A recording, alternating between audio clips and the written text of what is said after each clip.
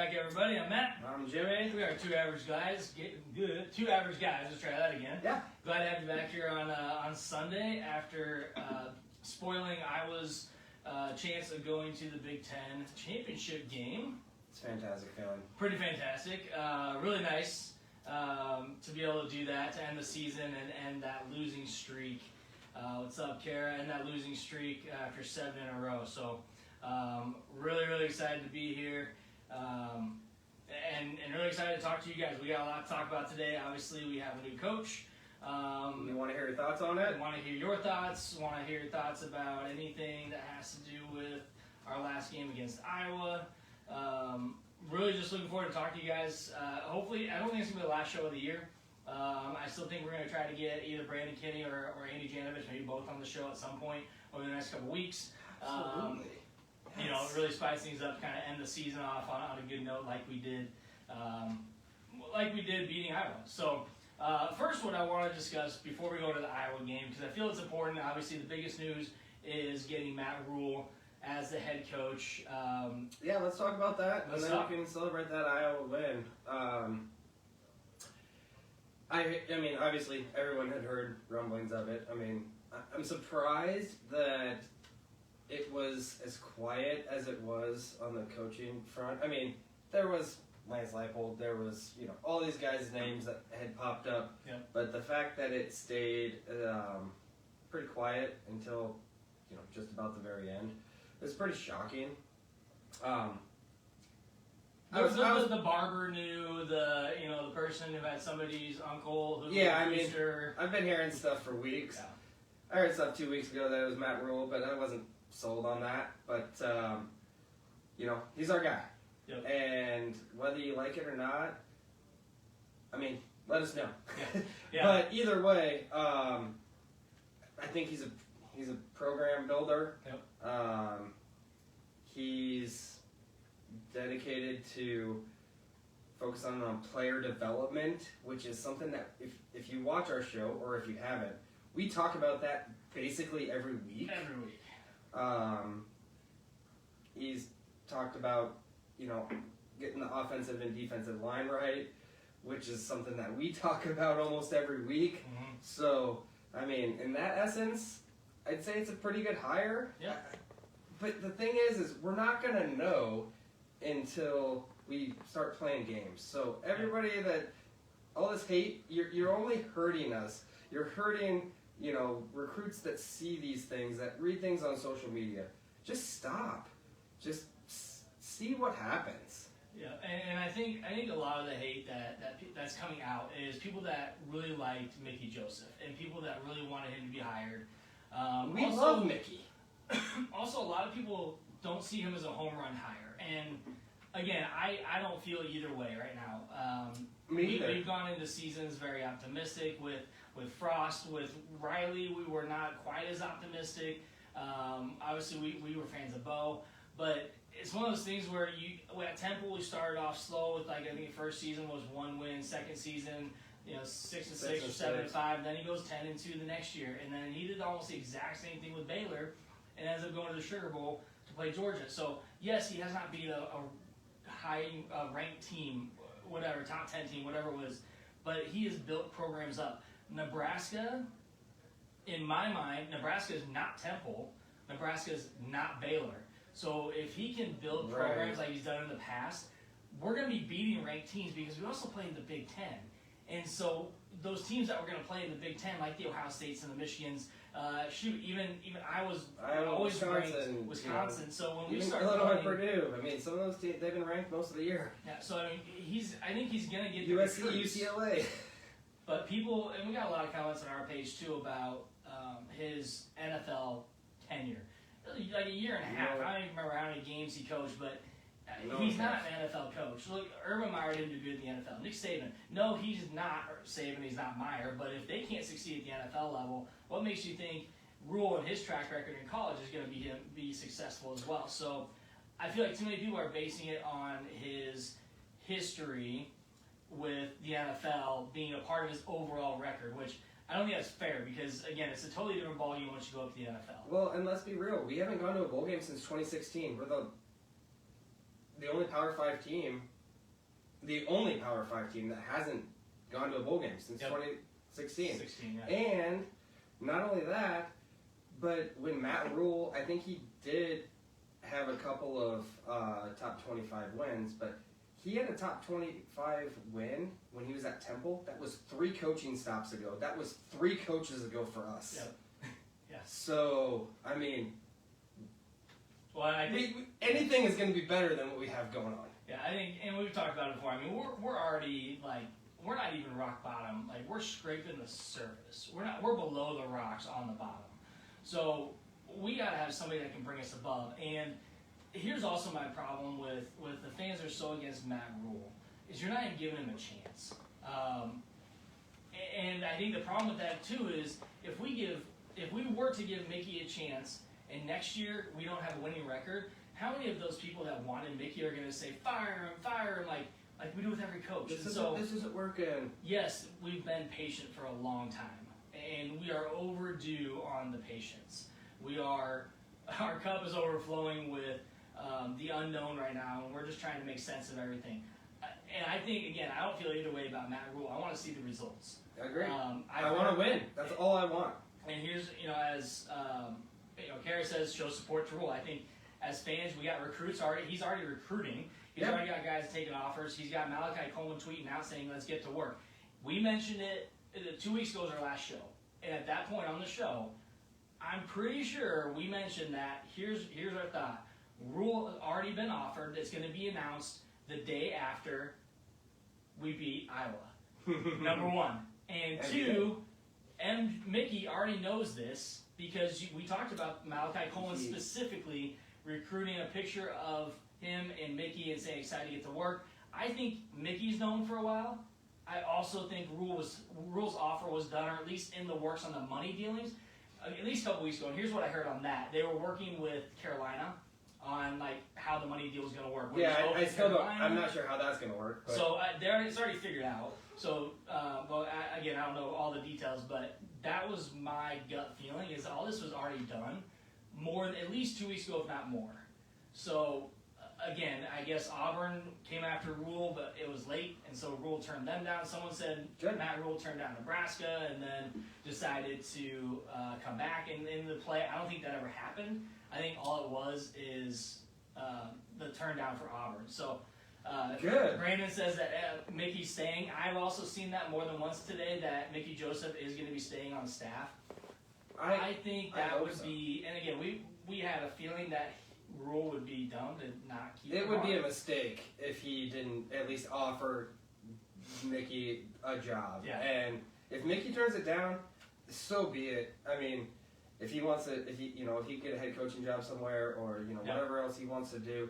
But if he's not offered a job, that's a mistake. Yeah, and I think it's the coach's choice on whether they want to keep him on. And as much as we may not, if it didn't happen, that's not up to us. I'm just going to respect it, and hopefully we get someone in that keeps these recruits that Mickey's already been bringing in. But again, I'm hopeful that everything goes well. People sending yawning gifs or whatever because they're bored with the hire. I can't be bored with it because we've been below mediocre for so many years. Right now, I just want someone that can win, and my only stipulation was not Urban Meyer. We didn't get him, so I'm happy. I looked up Matt Rhule videos on Twitter yesterday because I wanted to watch. I was watching the Fox Big Noon Kickoff before the Michigan-Ohio State game, and they came on and said, "Oh, we got some news. What's going on?" And I was like, "Is this going to be it?" And then it was. Yep. So I wasn't watching College Game Day, so I didn't see, and he was on College Game Day, so I went to search for that video, and I thought he sounded great on there. Yep. Positive things, but I was searching videos on him, and I came across a video where he was coaching at, I believe it must have been a Senior Bowl type of practice, and he was going off on these guys about just toughness and mental focus, and just because you say yes sir does not mean you understand me. And I was like, man, he just looks like a coach that he's intense, and we need that. Like we need something like that. I was very optimistic after watching that. Yeah, and I think there's already some fans who are upset about what he said in one of the comments about I like what Frost did in Nebraska and like what Mickey did. They take that the wrong way. He said Frost is a friend. He's not bashing anybody. He's coming in and saying, listen, Frost did some good things. Did a lot of not so good things, but he did a lot of good things as well for the program. He brought in a good recruiting class, so we just didn't develop them. And he brought in some of that hometown hiring in the state of Nebraska. Yeah, we missed out on some guys, but he tried to focus on a lot of the in-state guys too, but and the walk-on program. So he did a lot of those things well. Yeah. But he's also not bashing our former staff, and I think that is extremely important coming in as a new guy, saying, listen, some of these guys that he's going to now be coaching played with Frost. And a lot of those guys probably still like him, so he doesn't want to come in and bash them. And then he also recognizes the job that Mickey's done, which is also very important. So it's his job, it's his staff. Yes, Tristan, I agree. I hope he brings in some really good coordinators. Again, he has ties. Obviously, he's been in the league long enough. He was with the Giants. I think it was one of his first jobs in the football coaching realm with the Giants. So he has contacts. He knows people. He knows all those high school coaches down in Texas. Yeah. And we haven't been able to recruit Texas very well. And guess what? When we were in the Big 12 and we could recruit Texas, we were much better than we are now. Yep. So, well, and I think there's a lot of the national media is really excited for Rhule. Yeah. They think he's a good hire. Again, no one's saying it's a crazy home run hire. They think it's a good hire and a good fit for I've heard home run hire by a few national media guys. Okay. So most of the national media guys, yes, they're on board with this. It's mostly local. I think Nebraska's just starving to be good again, to be relevant again. And Matt Rhule on paper doesn't seem like a home run hire. So people are pissed about that. Yeah. I can understand that. Yeah. Ross, to your question, you think we settle for Rhule? Again, I don't know the dealings, I don't know the details. Fickle going to Wisconsin. I don't think Fickle wanted the Nebraska job. I feel like he must have turned it down. I'm surprised he's going to go to Wisconsin. I am too. He loves Ohio. I thought he was just waiting for Ohio State, especially after Ryan Day yesterday, and all their fans want him fired. I made this joke to Jimmy earlier. I said, it's kind of funny. Like Fickle is now going to take on Wisconsin, who's on the downslope. We've been at the bottom of the slide for a long time, so Rhule at least gets someone who's already at the bottom can bring us up. And Fickle's going to take over a team that's kind of declining right now. So, kind of just joking around about it, but we'll take Jim Leonard as DC. That'd be a great hire. Because he's got to be pissed that he didn't get that job, because that was set in stone in my mind that he was getting that job. I was a little surprised. So, Ross, I don't think you're alone. I think a lot of people feel like it was a letdown. And I don't know, it just felt different. A lot of times when these coaches searches, you hear a lot of actual factual information that comes out on the coaching search, and there was just rumors. There was things going on behind closed doors that nobody knew about. It was all speculation. The barber said it was Urban Meyer. Someone posted flight trackers coming in from this area where Urban Meyer lives, and you have the recruiting firm. It's like all these people are speculating so much when there was no actual information coming out from the athletic department on who they were looking at, what kind of offers they were looking at. So I kind of feel like I like the way they did that. I did too. It kept out that negativity in the beginning. So, Ross, I hope you're wrong. I hope it's not a huge letdown. Again, I don't feel either way about it. I hope that it goes well. I hope he picks the right guys to stay on staff. I hope Mickey's on staff. I would love to see Bill Bush stay on staff in some capacity. He's done a phenomenal job with that defense. Yes. That's why I'm wearing a black shirt tonight. And I will have back horn. So, Dan, you wanted MJ, given time. Everybody wanted MJ. I get it. He's not. And I know you can say we could have given him, a couple years. I get that, and maybe he would be really good. I don't know, but he's never been a head coach. You just can't do that. And if you want to get back to being where we're relevant. I think the tackling of the condition, that's something that Matt Rhule's really hard on as well. So again, with Mickey on staff, that's going to be a huge focus for those guys and for that staff. And again, he's got to pick the right guys. He's got to do things right. He is going to be under a microscope with us fans, and he already is. Well, and I know there's comments coming in, but one thing I want to say about Mickey Joseph. I love Mickey Joseph. He brought those brothers. No, those players were absolutely playing their hearts out for him. If you haven't seen that Garrett Nelson video of him running around with the trophy, it's amazing. He got them fired up, and unlike anybody that we've had, probably since Bo. Yeah. But he made mistakes, and rightfully so. He came in the middle of the season, and in a spot where it was a very, very tough spot. We've talked about it for weeks, but he made mistakes. I mean, you saw a lot of the same game management mistakes and stuff like that because he hasn't done it, and we need somebody that's done it. Yeah, and again, we've talked about this before. It's not a knock, but and I think again, it's hard, and will the RPO work at Nebraska? If he's bringing the RPO to Nebraska, I think the RPO, we see other teams in the Big Ten doing RPO style offense. That's essentially what we have with Adrian Martinez. We just didn't have an offensive line. If we build that offensive line strength, William, I believe that we can have an RPO work in Nebraska. Absolutely. I think any team can make an RPO work. It's one of the hardest things to cover as a defense, especially have a good quarterback to do it. So that's another question: is quarterbacks. What's going to happen with Purdy, and what's going to happen with Thompson? Is Thompson is he gonna leave? So we don't know yet. Trey Palmer, love the dude. He's an absolute freaking stud. Best of luck. I hope he gets drafted high. Hope he has a great career in the NFL, just like Jamar Chase and Justin Jefferson are two of the best receivers in the NFL. Yep. So I hope that happens. But the other thing about Mickey, and I listen to a lot, and I hate to single one particular thing out, but I did listen to Severe Reaction this morning, and he said, before this season, or even at the start of this season, would you have thought or said that you want Mickey Joseph as the next head coach at Nebraska? No one probably would have said that. You know what I mean? I think there's a lot of speculation that he was coming on staff, and after the end of Frost's contract, or potentially towards the end, he might be the next head coach. I understand that. So I think that was a lot of the discussion there.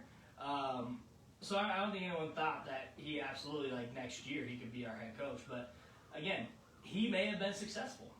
We don't know.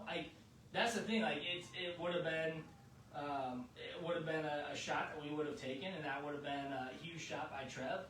A long shot, and it may have worked out, and it may have cost Trev his job if it didn't. And same thing with Rhule. It would have been, and it could, but it would have been the same thing. We just went down this path of a former Husker quarterback being the head coach, and everybody loves him, and it didn't work out. I'm not saying that necessarily would happen with Mickey, but you just never know. So Rouse, like you say, that proven track record. We have a coach without it, and then you have Rhule, we're spending $9 million. You talked about, you can spend less on a coach like Mickey, not only keeping him on staff, but you're giving him an opportunity that coaching job.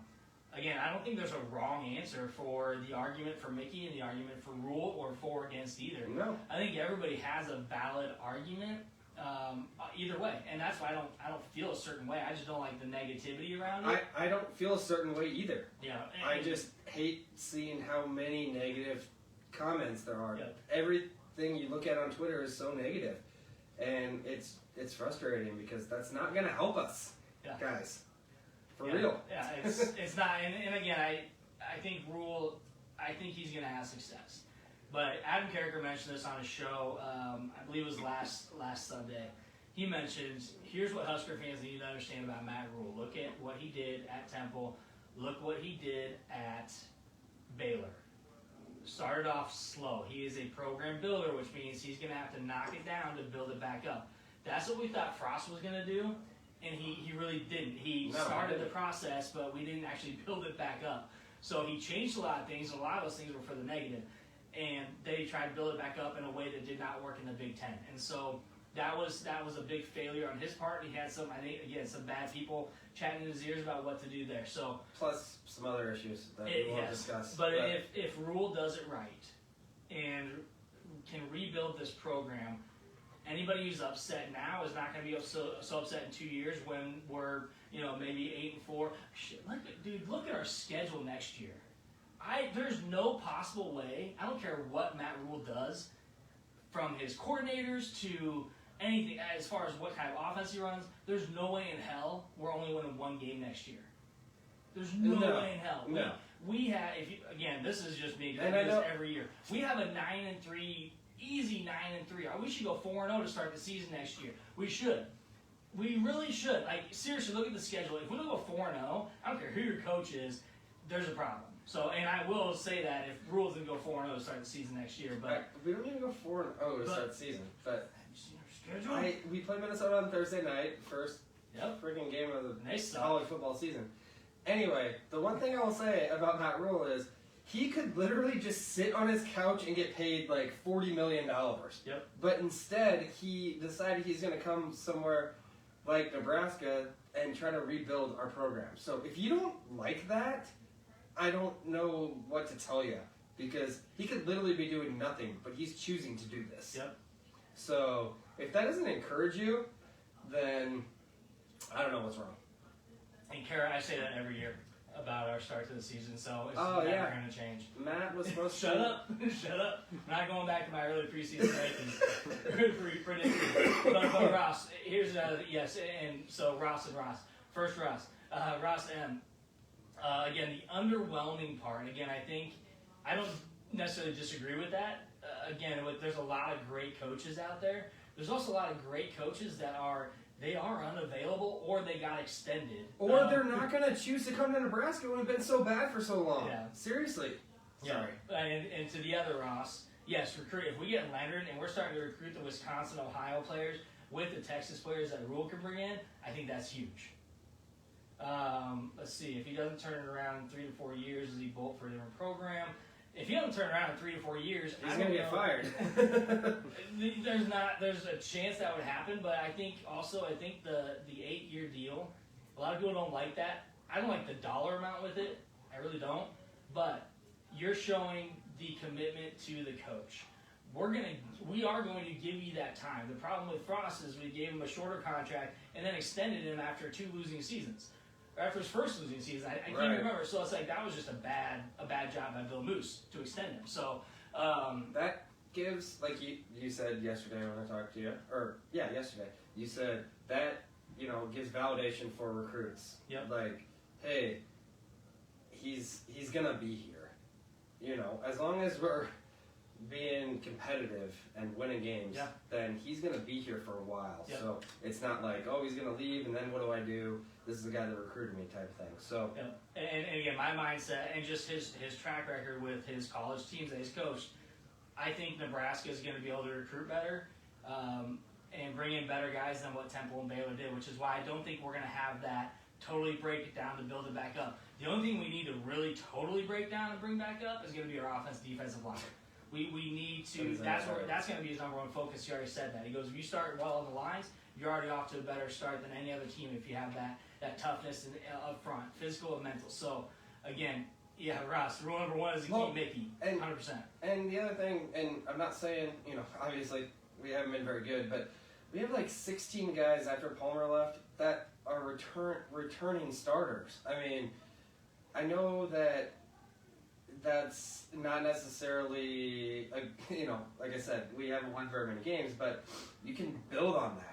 If you can start developing them and get proper techniques and, several different things that we're not coaches, but you know what I mean. If we can get things going in the right direction, those guys can get better.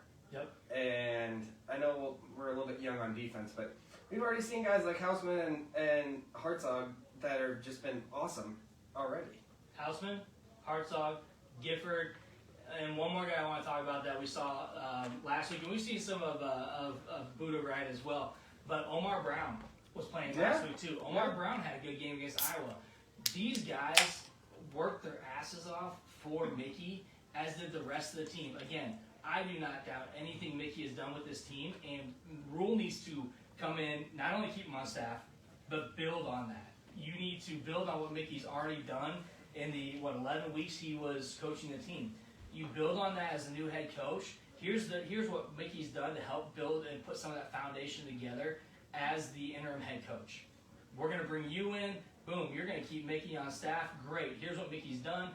Let's talk. Let's figure out where our strengths are, where our weaknesses are. Let's do this together, because that's what's going to have to happen for Nebraska to be successful next year. Is he's going to really have to tap into Mickey and what Mickey has done. Not because, yes, he's a new head coach. I don't see that as a negative. I see that him being smart, because Mickey knows the strengths right now and where we work. Frost would never put in a guy for someone who's been starting. He would never put in those freshmen. Never. He was not going to. Bill Bush, Mickey, they're like, put them in. They want to play, they earn their spot, get them in the game. Right. I love it. And, if Casey doesn't stay, then, Maribel's going to figure out who the quarterback is. Whether it's one of those, guys that we have in that quarterback room that maybe fits, his style better, or go after a transfer portal quarterback, or, whatever it is. But, the one... I keep going back to it because I love Mickey. I do. But when people are so mad that he didn't get the job, it's like, he gave, I feel like he just gave Whipple way too long of a leash. Like, we went to that Minnesota game. He left Purdy in the game for way too long. And I know that you can say, well, he's the offensive coordinator, he calls the shots, but I think that was his style quarterback. I think that just goes back to it, like, just some of those little mistakes. And that's why I'm just kind of trying to validate why I think that he didn't get the job, so that you guys can all chill. But I still love Mickey. Yeah. And I want him to be on staff. Yeah, and again, like, I love the guy. Best strength and conditioning coach, Ross, you're right. That speed. Oh, yeah. Yeah, after that West Side track star, absolutely. We offered that kicker from West Side as well after he nailed 5 field goals in the championship game for West Side High School. I mean, we're getting the guys. We're making good offers. We need to continue that, and Rhule's going to start going after Texas guys. And right now, he can do all of that while other coaches are still out there coaching. Yeah. Well, and did you watch any of the TCU Iowa State game yesterday? TCU was flying around. They are so fast. Yep. We need to get players like that. Yep. Their defense was so fast. It was incredible. Casey, he will not keep Whipple on staff. There's absolutely no way. It's not a style offense, and I think that's the best thing. It's not a Big Ten style of offense. It's the best thing that's going to happen to Nebraska football in the offseason is Whipple. He's probably already been fired, and we just don't know about it yet. But I guarantee he doesn't have a job. So I'm excited about that. Again, no disrespect to Whipple. I just don't think he was a good offense coordinator for Nebraska or the Big Ten. It just didn't work. But I mean, the deep balls to Trey Palmer, they're fun, but it also keeps your defense on the field longer. Yeah. And you score so quick. But it helped us this week. So absolutely. And so I want a couple more comments here. Casey and Chubba return. Let's see. Yeah, again, he might, honestly, Chubba's got some speed. The dude can run. Yeah. But when you're trying to keep him in the pocket, Tristan, and that's your style, again, that more development, I actually agree with that. Yes, develop those quarterbacks. And we know Casey can run too. They both can run, but if you have multiple quarterbacks that have been developed to run that style of offense, both those guys can do it. Well, I have no doubt Casey can be so good if we have a good offensive line and have a good run game. I mean, he's already a good passer, even though a third of his dropbacks, or half of his dropbacks, are quarterback hurries.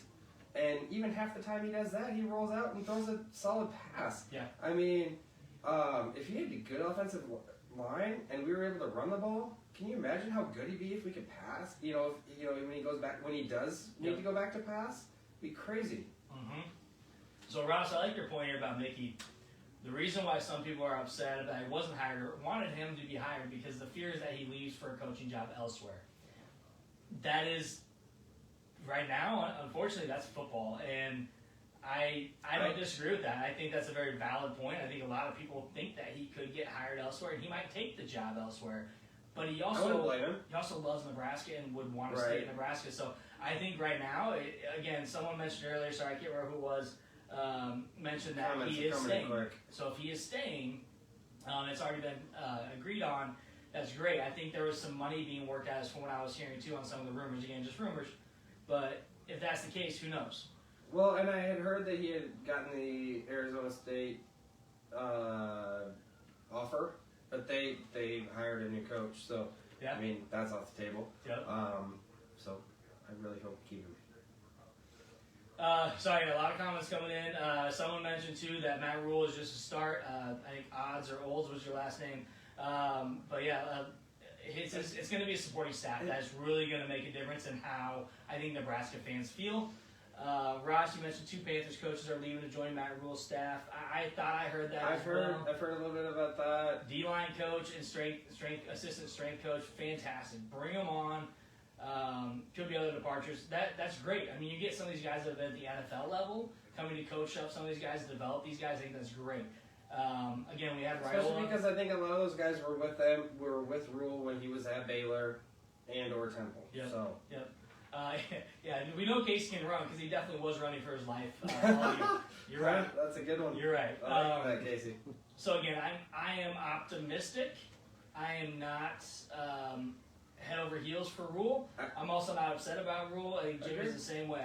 I'm right in the middle. I'm excited to see who he brings in. I want to wait and see what happens. I'm excited to see who he brings in the coaching staff. Excited to see where the development goes. I'll be bummed if we don't keep Mickey, but yep. I'm just kind of a wait and see at this point. Yeah, but I do think we do not go 1-11 in our first year like he did with Temple and Baylor. There's no possible way. No possible way. We are already at a better place. I think both those programs were when he took over. So because they were both, I think Temple was just Temple, but I know Baylor was on the decline. Plus, you had all the sanctions because of Art Briles. I think they were going through a lot. So and they had so many players leave. Yeah. So I think. And I really hope that we can keep a lot of our players. The schedule, again, the schedule is very favorable. Again, for us next year, it was what do we this have? year as well. Michigan State, and Maryland are 3 cross division games. I am not, Casey, I'm not drinking Kool-Aid until our preseason predictions come out. And then you're going to see something wonky, so pay attention next year for those. But again, I think we have a better shot to start off in a good place. Honestly, the last time that we hired a coach, 99.9% of people were on board. And guess what? He was the worst coach we've had in basically the history of our program. Yep. But everybody loved him. He was a golden boy. So the fact that it's split gives me more hope. Yeah, it literally gives me more hope. I do think what's interesting, I remember when Mike Riley got hired. And I think that was the first year we did our show. It was Mike Riley's first year when we started. The first show we did was after the BYU Hail Mary. Yep. And I remember, yes, I remember when Mike Riley got hired, a lot of the fan base was split like this too. And actually, I think there was more negativity around it or unhappiness than there is now. But I do think that was an underwhelming hire for a lot of people as well, because of what he did just at Oregon State and because he was an older guy. I think there was a lot of people that went into that, but he wasn't intense. He was just a nice guy. Like yep. They literally tried. Sean Eichhorst tried to hire a coach that was the complete opposite of Bo Pelini, and it was an absolute colossal mistake. Yep. Ross, okay, so we're going to switch topics here from Coach. You can keep bringing in questions. We'll answer them as we get them, but so off topic, Ross asked, who's going to come back? I had to Google who Riley was too, Casey. Yes. Seriously. Yes. And I'm like, oh yeah, I remember they went to like one Rose Bowl. Anyway. So who's staying, who's going? I think I would not be surprised if Casey leaves and Chuba stays, to be honest. I think Casey might just leave football altogether. He might be done. Obviously, he could grad transfer, but I don't know. Maybe he will, maybe he won't. I mean, he's already transferred once. I don't know if he's like 24 years old. I think he just maybe wants to start his career. He might be done,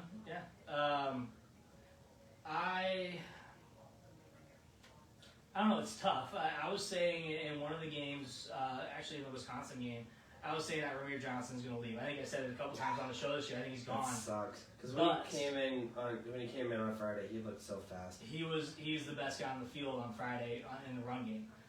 I don't know. Anthony Grant could leave. He wouldn't have to sit out if he transfers, I think, because he's a grad transfer, Casey. I wouldn't be surprised if Smothers leaves, Jason. I wouldn't. I think it's going to depend on Matt Rhule and how he addresses the team and what he wants to do, how he addresses certain players, and what he wants to do with them. Because we have a lot of guys in that running back room that have not. Gabe Ervin, Ramir Johnson, obviously we had Anthony Grant. We're going to have AJ Allen back next year from injury. So it's tough. We have who's the quarterback we got coming in? Was it Flores? Is that his last name? Something like that. Torres. He's down in Texas. We had an injury his senior year, but he'll be coming in. I think we have a lot of guys. I don't know. It's real tough, Rod. That's a good question. I didn't think about that before the show. I probably should have. Yeah, I know. I didn't really either. Torres, thank you. I was like Flores. That was close. No, I mean I thought about it a little bit. It's just so uncertain. I mean, guys could be like, I was a Frost guy, I love Mickey Joseph, and I don't want to stay. Yeah. Or they could talk to Matt Rhule and be like, I am totally on board, and maybe I wasn't, but now I am. I hope Garrett Nelson stays, even though, I mean, he could literally even go there. He could try to go to the draft. He could go to the draft, but the guy loves football, he loves Nebraska, he might stay another year. I really hope he stays another year, just to try it out with the new coach. Even though I know he was a big Frost guy, and Mickey, but I don't know. It's going to be awfully interesting to see how many guys hit that portal, and how many guys we bring in the portal. And we might know something between this week's show and next Sunday when we do our show after all the championship games, and we'll have a playoff show as well for that. But I do think, Casey, again, I think Nelson's going to stay. But, he doesn't have a great draft stock. He could do more NIL. But he doesn't have a great draft stock because the team sucks so bad. Even though he's been so good. But anyway. But we might know more the next week. Again, I think we're going to know more about Rhule's hires for next week's show, too. So I think, it is, Kara, it's going to be a wait and kind of, see what happens. I think once Rhule is going to address the team and get in front of them and they get a good feel for him, they know who's coming in for coaches. I think it's going to give them a better idea. Plus, what's interesting, too, is look at Casey Rogers at Oregon. The dude he's kind of tearing it up. I mean, he's had a great year at Oregon. And because he probably got a bit developed. Well, he was going to be a starter for Nebraska. But then guess what? Tony takes that job out at Oregon, and he's like, I'm going with my coach. Yep. So that could happen to literally any coach that, thank you, Kara, any coach that leaves Nebraska or doesn't continue on with Nebraska, you're going to have kids that might transfer just for that coach. Again, I don't know on our coaching staff if anybody's going to do that, to be honest, but you never know. It's a big thing. When a coach recruits you, you're pretty tied to that guy. I mean, that's how I was when I played sports, and I know that's how a lot of these guys are. Yep. Some guys go to a school for, the prestige of the school. Guys go to Alabama because it's Alabama, and then they don't play, so they leave. But some guys go, to, middle of the road or smaller schools because of coaches like Mickey Joseph that recruit them. Yeah. And when they leave, they follow them. Trey Palmer, perfect example. So, yep. That's why I kind of hope we keep some of the guys. Yeah. But it's hard to say. It's really, really hard to say. It was a really good question. It was interesting having Thompson come from Texas when I think he could have done better than Quinn Ewers down in Texas. I think he might have had more success than Quinn Ewers did, but that thing was set in stone before he even went to Ohio State because Texas knew he was coming. He could have gone to Kansas State and probably been just as good, if not better, than Adrian Martinez did. Yep. I mean, now he's not even starting, and they're like a top 10 team now.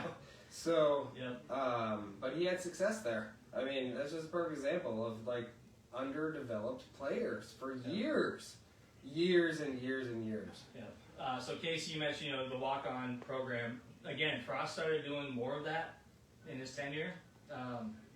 Yeah, big difference. Scholarship players, yeah, you might be committed to that coach more than you are the school itself. And then walk-ons are going to be more committed to the school. I think that's a very good point. And I think we have, look at Feist. Feist was a walk-on. From Nebraska? Yeah, I mean, we actually have a handful of guys playing on our offensive defensive line that are walk-ons. And I think that does go to show what Frost was trying to do. That development just maybe wasn't there. So yeah, it is not all on coaches. Absolutely, I agree with that. Oh, I totally agree. A lot of it is on just the guys and their ability to take in the information and put it on the field and being able to execute the plays. Because a lot of times, really, in a lot of our games, we did not execute to the ability, which you can't blame coaches for execution. You can blame coaches for development, for strength and conditioning, and a lot of other things, but you cannot blame them for execution. So the only reason you can blame them for execution is if you're not tackling in practice and you're not doing some of the other things that we heard were going on. Or if you decide to throw the ball on 3rd and 1 when you can just pound it up the middle. Yeah. I mean, you can't blame everything on coaches, but when you're not doing things the right way, it translates on the field on Saturdays. And I think, the accountability piece from Mickey and even guys like Bill Bush, and when you hear some of these coaches talk in the post game, man, I love that they take accountability. Again, that was kind of a twist from Frost too. Frost didn't do a lot of, hey, this is on me. That wasn't a lot of his style in the press conferences. And so listening to Mickey and saying, hey, we got to be better as a coaching staff, and we have to execute better. It was never just coaches or just players, because I think that's why people love Mickey so much. Like he was just honest. Most coaches are like beat around the bush, and he did not. He gave it to you straight, and he was very good. He was a very good speaker. He's very blunt, like a lot of the coaches who are winning games. Yeah, that's what it was. I mean, even the guys after winning a game, and they're like, what went well, what didn't. They're going to point out what went wrong first, rather than what went well, because they know that, hey, we practice this, we do this all the time. We need to execute better, and coaches, we need to be better. But then it'll go back to the positives as well. So I think Mickey did a lot of that, which is his mannerisms, his tenacity. He's very well spoken, and he's a good dude. Yeah, so I do think, I think it's going to be a long off season, 100%. And Jay never blamed anybody. He blamed himself and coaches more before he would say anything about execution. And so, just a great guy. We love Mickey. Again, if the rumor is true that he is staying, I think that's the best choice and the best choice Rhule's made. And I think that's going to gain some of that fan base to kind of pull more towards Rhule's direction and backing him up. And I did see some people comment, again, on social media, so you got to take it with a grain of salt. A lot of idiots out there, including us doing the show. But we're great. We're great. We're not the smartest, but we're great. But I think there's a lot of people who are like, if he doesn't keep Mickey, then I'm not watching Nebraska. And I'm like, yeah, but you're just going to turn your fandom if he doesn't keep one coach. Like, I get it. You like Mickey. But you also got to let the next guy do his job. And so if Rhule's keeping Mickey, I think you're going to pull a lot of that fan base that is on the maybe I'm unsure or I'm not happy about it to, let's see what we can do. A lot of those people that are on the fence will, start to lean in the right direction. Maybe just be more optimistic or more, maybe not even excited, just not on the negative side of things. But yeah. So, again, not excited, not overwhelmed, not underwhelmed. I think it was just kind of a middle-of-the-road type hire. Again, I wouldn't say it's a home run, but I think it is a good hire. I saw someone else say, this was the best hire and fit for Nebraska. Right. And so I think that. And I know that, but another thing was, this is the best hire Nebraska can get right now. Yes. Because of where we're at. So I mean. And again, it wasn't just the best hire for Nebraska. It's a tough job, dude. I wouldn't want to do that job. Most coaches don't want to do that job because this is our Super Bowl every week. Yep. This is all we have. There's not a pro sport in this state, and that's why it's the biggest thing. Yes. Other people can be like, oh, they're not good this year. Texas A&M fans cannot go to a game because it's cold in Texas. I mean, that's not how we roll. Like, this is our deal, and so everybody's into it. So it's a tough job because you're under a microscope every second of every day. And so, like, I can't remember the national media member, but what he did say again, it is the best fit for Nebraska and the best hire for Nebraska at this time.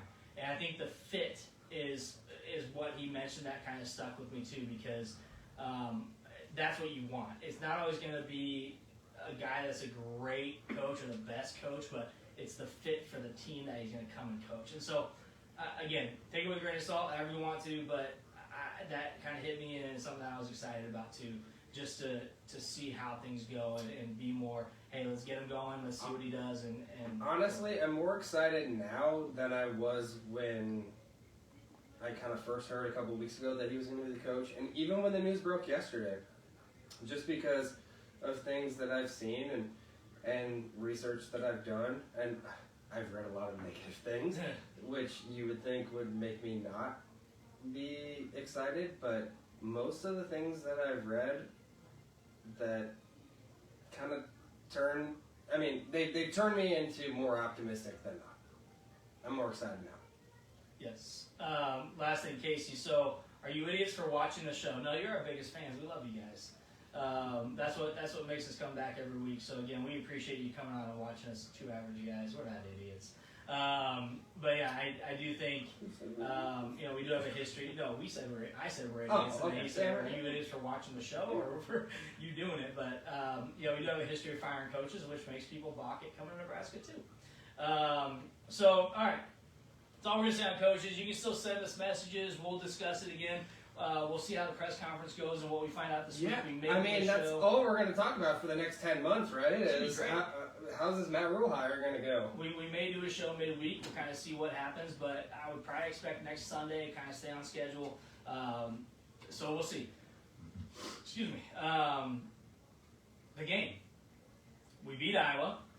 Not only did we beat Iowa, but we knocked them out of the Big Ten championship game, which actually, I told Jimmy this, I think we did them a favor, because all that was going to happen is they were going to go play Michigan and just get throttled like they did against Ohio State. It was not going to be a game. It was going to be a beatdown. Yeah, it was going to be brutal. So someone earlier mentioned that her Ferentz let off the gas towards the end of the game because they didn't want to win, because they didn't want to go play Michigan. I'm like, dude, you must be an Iowa fan, because that's like a $200,000 bonus for getting to the Big Ten championship game. I don't care how old the dude is, how rich he is, how much guaranteed money he has. He ain't turning that down. And he definitely wants to beat Nebraska every year because that's one of their biggest games. Well, he's like, and I heard he might be retiring after this year anyways. And I'm like, after losing to Nebraska, he should retire anyways. He might be firing his son, but that's about it. He said he will never fire Brian Ferentz, which is the funniest thing I've ever heard, because your offense is awful. So that was very sweet to beat Iowa. The one thing I did not like, the very one negative thing I have about that game, is we let off the gas. Yeah. We were up 24-0, and instead of counting it and getting another 24 points like we definitely could have, you send Washington downfield, you send a tight end downfield, you send Palmer downfield, you keep going down, just streak the field. That's all you got to do, and let Casey let it hit. Boom, there's a touchdown. Oliver Martin, get it down there. We score more points.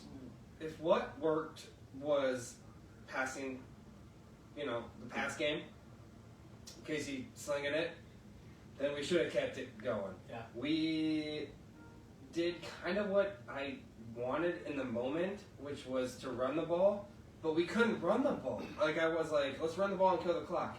But that didn't work. We were losing yards on the run game.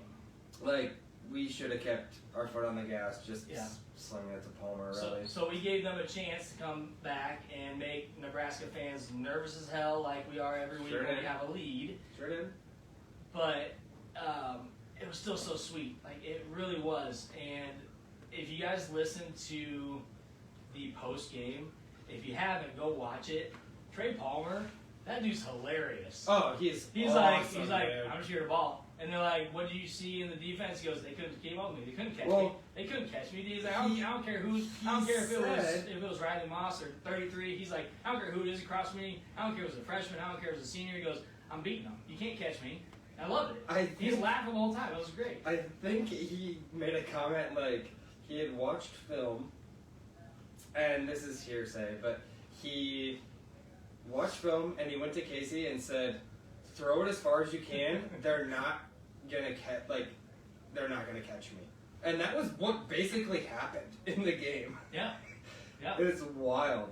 It's so funny. And he's amazing. They asked him about his Twitter post, or Twitter, Instagram, whatever. See, he made a post on Twitter. I woke up even more pissed off today than he did. And then he scored 2 more touchdowns. And he's like, yeah, he goes, I don't know what it was. I woke up and I was already just super pissed off and wanted to come out here and win. And I'm like, dude, the guy he wakes up and he's ready to go. He's ready to ball, and that's why I think he's gonna get drafted. There's no doubt. He's gonna go.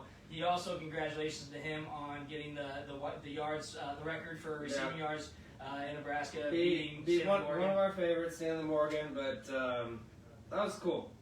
Yeah. They were showing it before the game, and I'm like, I don't think I'll get it. And then, 2 plays later, he got it. Yeah. Well, so Cooper DeJean goes out on a massive hit by Washington. I mean, that was he hit him so hard, and it was a good hit. Washington was blocking on the outside. Cooper DeJean, I've talked crap on him when I watched Iowa this year, but I think he's a freshman, maybe a sophomore, but man, the guy had a good year for Iowa. And he's one of their best players. What's funny is, for Iowa, as good as their defense was winning the turnover battle all year, the fact that, like Casey says, we won the turnover battle on defense, and Newsome missed 2 wide open interceptions that would have absolutely... At least one, but yeah, probably no, 2 right through his hands. Yeah. That would have absolutely sealed the game. So we at least would have put another 3 points on it. And we missed field goal. Yes. But, the thing about it was, I was a little bit under the weather over Thanksgiving and whatever. So I talked to my dad on Friday morning before the game, and he said, "How you feeling?" And I said, "I don't really know. I know what Iowa's game plan is. They're going to try to do what Illinois, Minnesota, Michigan did. Run the ball. They're going to run the ball and play defense. And, we didn't have Casey for a few of those games, so that could, make a little bit of a difference. Yeah. But we seem to always lose the turnover battle against Iowa. Yep. And I was like, and Iowa's going to try to, win the turnover battle. Play solid defense, probably not be very good on offense, but it'll probably be a low-scoring game. If we can win the turnover battle, we're going to win the game." And we did. And that was the difference. Well, and, it's kind of funny because, Ross, you mentioned 13-10. No matter who won the game, it's going to be 13-10. So when we went up 17-0, I'm like, damn, Iowa's defense won the turnover battle all year. Every game. They were like +8 and we were like -6. Yeah, so the fact that we came out and won that turnover battle, and I will say that one turnover they had, I'm not determined that was conclusive because both guys were holding on to the ball after the fumble by Ramir, but either way, doesn't matter. Game's over, we won. But that was huge. Scoreboard. Nobody else did what we did to Iowa, both on offense and defense. Nobody. And so the fact that a 3-win team came out and beat Iowa, no, it's not on the road. That was for our 4th win, so no, that's not flashy at all. But we beat our rival, we won on the road, and we knocked them out of the Big Ten championship. Knocked out the Big Ten. So how sweet is that to bring that trophy home to Nebraska and say, Iowa, our corn is better? And I watched that video of Garrett Nelson like 20 times. Yeah, well, it was amazing. Sorry, real quick, Casey, you're right. So usually that ball goes to the offense when you got 2 guys fighting for the ball. Right. I don't disagree that he didn't. I don't disagree about the fumble. He did, but both guys are on top of the ball. His right hand was still under the ball before his left hand came up to where they were both struggling with it. He still had his arm on the ball. It's not like he completely let go of the ball and was no hands on it. He had a hand on the ball the whole time. So agreed. I thought that was kind of interesting that they said it was confirmed that it was a turnover. But again, it is what it is. But something clicked on our defense for sure, Kara. Again, they don't have a great offense, but what I love what our coaches did is they dialed into the film and said, what do we got to do to make sure that we're putting the pressure on and we're trying to get and win that turnover battle. And we were bringing the corner blitzes. We were we were doing weird gap blitzes. I mean, we did a great job of getting to their weak points in their offensive line and running around their offensive line to make it happen. I rewatched they didn't have it like the 40-minute on YouTube of the game, but they had like a 26-minute kind of recap of the game. Yeah. And it was basically like they just went through every play real quick. And where Petrus got hurt, yep. Quentin Newsome, right before the play, they made a change and they dropped a tight end and he went across or whatever. He went in motion, yep. And he signaled all crazy, and then he came on a corner blitz and blew him up. Yeah. And honestly, when Petrus went out, I was like, here we go again. Backup quarterback's going to come in and beat us. That's what always happens. Yeah. And, I mean, Padilla was terrible. But neither of their quarterbacks can hit a receiver. They can hit their tight end no more than like 8 to 10 yards downfield. So their accuracy was garbage. If their accuracy was better, that game actually might have been a little closer. But I got this shirt, guys, from Husker Hounds. I got it today, actually. There's 2 different versions. I got the darker red. There's also a lighter red color. I like the darker red with the black outline. So I got this from Husker Hounds. So I think they may have it online, too. I think bbbprinting.com. It's a Lincoln company. I think they also have Iowa has bad corn shirt. So and if you're a frequent watcher, you're probably not seeing our helmet that's normally right here. It's at my house. I forgot it. Well, I took it to get it signed by Adam. As you may have seen, my son went and I was out of town. Jimmy was working, so I had my son. My dad actually went and saw Carricker and got some pictures with him and signed the helmet. And he signed it. Throw the bones. Yep. Throw the bones. It's fun. I can't wait to meet him. We've talked to him a few times. We've done a few phone interviews with him, but we'll talk to you soon, Adam. Yeah, and he'll be on again tonight, normal time, 8 o'clock. So yeah, I'll be on in a couple hours. But yeah, I mean, really, guys, that game was it was a full, complete game by our Nebraska defense. Our offense let off the gas. I think they were just, again, run the clock down, which is what you want to see. I think we tried doing it too early, to where we probably could have put up a couple more TDs before. We tried to run a Big Ten offense in the second half, but we couldn't. We can't. We don't have a line. Yeah, we can't do that. So we tried it. Maybe Matt Rhule may put us in that spot. Yeah. So again, that game was great. It's definitely what we needed to carry to end the season on a high note. Man, I just think about the last few years when we're losing by a field goal to Iowa.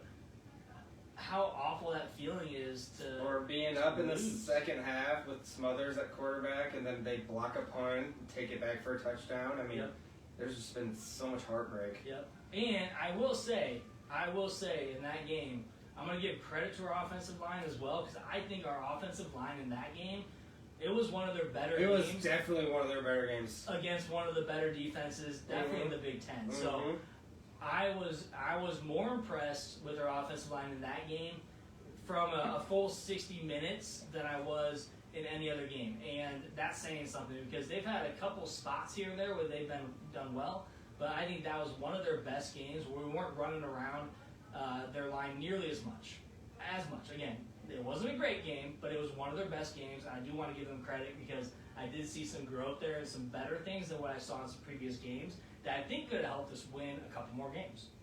For sure. Anyone take pride in the fact our offensive player knocked 2 coaches clean out this year, 2 good hits. Washington in the Iowa game and Grant during the Rutgers game. When Grant hit that dude in that Rutgers game, that was phenomenal. I mean, these are our offensive players that are, again, they got nose for the ball, they got nose for this game, and they're coming in hitting hard. I love it. I think it's great.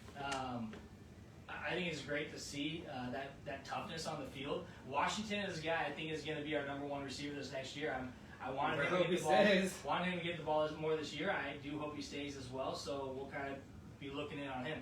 He's already transferred once. So he transfers again. He got to sit out a year. So that's That's a big deal. I deal. don't even know what the rules are anymore. That's a big deal. So I really don't even know how the things work anymore. He was sleeping. He did go night-night, Casey. Oh, Cooper DeJean went night-night really fast. And one thing, too, I want to give credit to our Nebraska athletic staff. Trainers. The trainers. Because he got knocked out right on the sideline. They were on the field in seconds. They were right there. And when their trainers ran over, I was like, oh, are they going to, kick him out of the way? Because that would be kind of rude because they're helping, but they didn't. Well, what's interesting about that is in most games, in most situations, doesn't matter where the guy gets hit or where he gets knocked out, you usually don't see the other coaching staff come onto the field or anybody from that coaching sideline come on the field. And so the fact that Nebraska, the athletic trainers were there right away and the staff were there right away to check on him was something you just don't see very often. So I thought that was pretty cool. It was also nice that we didn't get flagged for it. We didn't get and I don't think it was a flag. I really don't. He lowered his shoulder. But they did hit heads, but he lowered his shoulder. I don't think it was an illegal hit. Got flagged for similar. Because if it's head to head, it could go against Cooper DeJean too. Just saying. Kenny Bell. Kenny Bell. Wisconsin. Seen it. Even though we were getting our ass kicked in that game. But again, I think there's a lot of good things we saw in that game that we can build on going into 2023. It's something I think that again Matt Rhule's gonna have to learn from any coach he keeps on staff and watch film. Really lean on Trev. Trev's a smart guy, which makes me feel a little bit better about the hire too. I feel like Trev is a smart guy. We know there's a lot of pull from boosters as well, but I think he's a smart enough guy to know that Matt Rhule's a good fit or not. And so right now we got to put trust in the AD. He's not Sean Eichhorst. He's not some of these other guys who had the past. And I feel like Trev. We have to trust Trev because he fired Frost as early as he did, which, take it how you want it, but he was the one that chose Mickey to be the interim coach. So, and everybody now loves Mickey. So he's made a right Is he decision. also not the guy that made... Well, essentially, we can make our assumptions here, but I'm assuming he told Frost, you're going to fire these assistants and bring us some new ones. Or yes, he definitely did. So, he definitely did. Because that's not the AD's job to fire assistants. Honestly, from what I've heard, he didn't throw Frost under the bus about a lot of scandals that he was a part of, out of respect, and he basically just let him go and swept those under the rug, just because he's a stand-up guy. So, I don't know. Just throwing that out there. Yes, I think the red-white game is going to be exciting. Obviously, the red-white game you see a lot, but with a new coach, I think we're going to see what style of offense he's going to bring and what the defense is going to look like. So I think you're going to see a lot of different things in the red-white game this next year. Again, I'm excited like I always am just because Husker football. So we'll see. It's a wait-and-see deal. A couple of you said on here it's a wait-and-see. Let's go ahead and see what Rhule brings in, what kind of guys he brings in. Yes, work on our tackling 100%. Garrett 100%. Who leaves, who stays, what kind of transfers we're in, who's going to be the next, if Casey stays or who's the next quarterback. There's a lot up in the air. So, I mean, there's a lot to be talked about, and I just really hope that the next 10 months is not why did we hire Matt Rhule. Yes. I want other questions answered during that time. So, which, if you're going to ask questions on our page on Two Average Guys Facebook, like I did have yesterday, some guys saying, what a horrible hire. That was the comment. So I said, why? Give me a reason why you think it's a horrible hire. And they pointed to the NFL. Another guy. Worst hire since just another Bill Callahan. Okay, give me some examples of why you think that. Because he was terrible in the NFL. Or because he was an NFL coach coming to college. Again, not a good reason. So, if you're going to bring some smoke, I'll give it back. I want to be devil's advocate. Again, I don't have all the answers. And we did a little bit of that here today. I respect all your opinions. I'm backing Matt Rhule. I'm backing the Huskers. Backing Trev and our AD and making sure that whoever comes in with Matt Rhule, and again, if Mickey's staying, that is the best news ever. But I think he's a badass coach. Yeah, I think he's a badass coach, and some guys might need to step up their game. to accommodate for that, and hopefully we get some badasses in here. Badasses. So yeah, I'm excited. I'm very excited. Just for us to beat Iowa, that was a great way to end the season. Hopefully give some of those guys just to go out with a win. It might have been it's a lot of those guys' last game playing football. A lot of the seniors that are graduating and definitely not, they might have been walk-ons. They may have Caleb Tanner, because I feel like he actually played pretty well. Yeah, Caleb Tanner probably had one of his better games, but I feel like he could be a practice squad guy that eventually goes to the pros. But I feel like there's a lot of guys that went out on a high note, and that was a great thing for them. And so it was whether fun. they got some playing time or not, It was fun to see. For sure. Very exciting. And again, beating Iowa is always something that we haven't done in a long time. So that's the last time we beat Iowa, Bo Pelini got fired the next day. Yes. Yes. Like what? Yes. So give me a second. I'm gonna crack open this last one. I'm gonna pour it. And then we're gonna go ahead and sign off. Jimmy, got any laugh at me? I'm not laughing. You're all good. You are laughing. We had fun. This is fun. This is always fun. Again, for all of you who've been on the show all year, some of you joined maybe halfway through, but this is what we do. We drink beer, we have fun, we talk football. Hopefully next week, I'm going to call Andy Janovich this week. I'm going to call Brandon Kane. I'm going to see who we can get on the show next week just to talk football in general, because I want to hear what Andy's experience was like in the NFL, what he liked about Nebraska, what he thinks about coaching. And Brandon Kinney is just, that dude's busy.